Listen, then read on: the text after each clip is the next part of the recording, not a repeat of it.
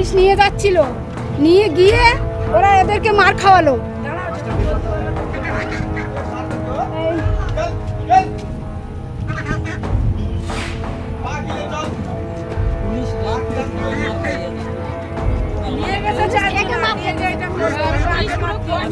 Police ওদের গোটা হয়ে আছে, পুলিশ নিয়ে ওদেরকে মার খাওয়ালো। ওরা পুলিশ আসলো, পুলিশকে বললাম যে এদেরকে চিকিৎসার ব্যবস্থা।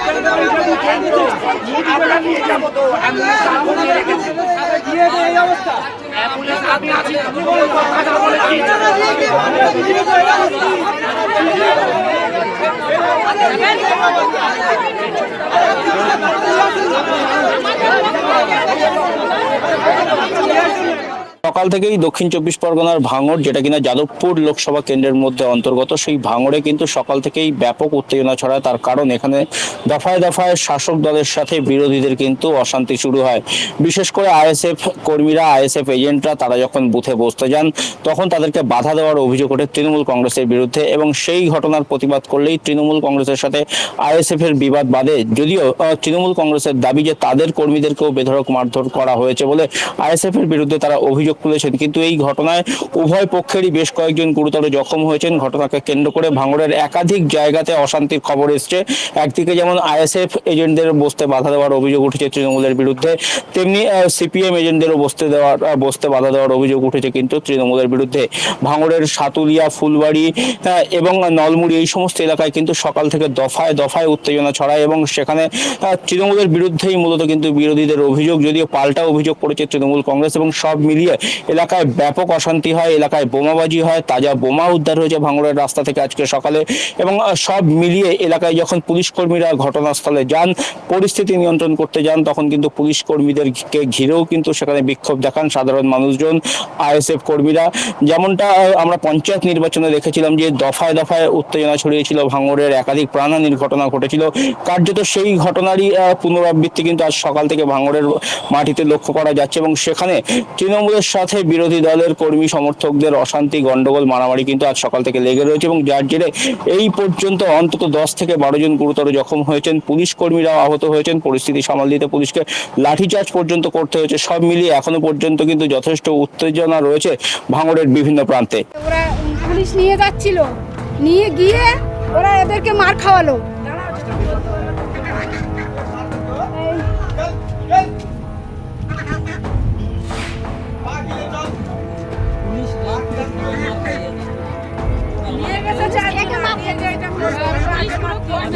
পুলিশ ওদের গোটা হয়ে আছে, পুলিশ নিয়ে ওদেরকে মার খাওয়ালো।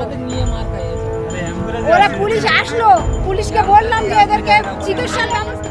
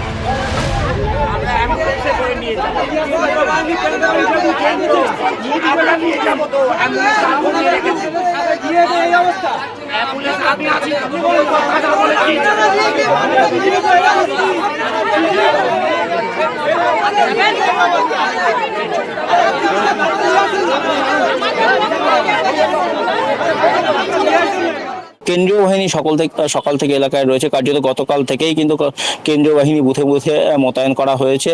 কিন্তু এই সমস্ত যে ঘটনা ঘটছে সেটা কার্যত বুথের যে এলাকা, সেই বুথের এলাকার 200-250 মিটার দূরে ঘটেছে।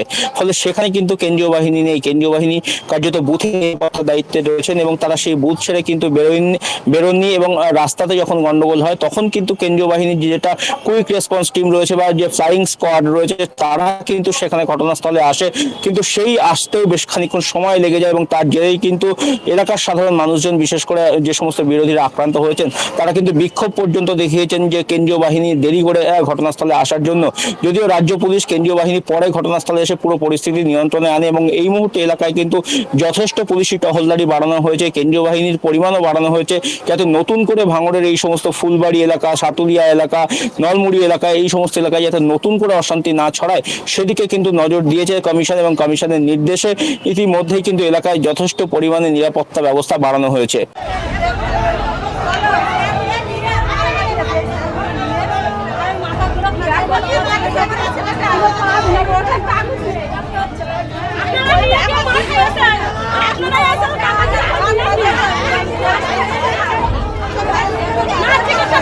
না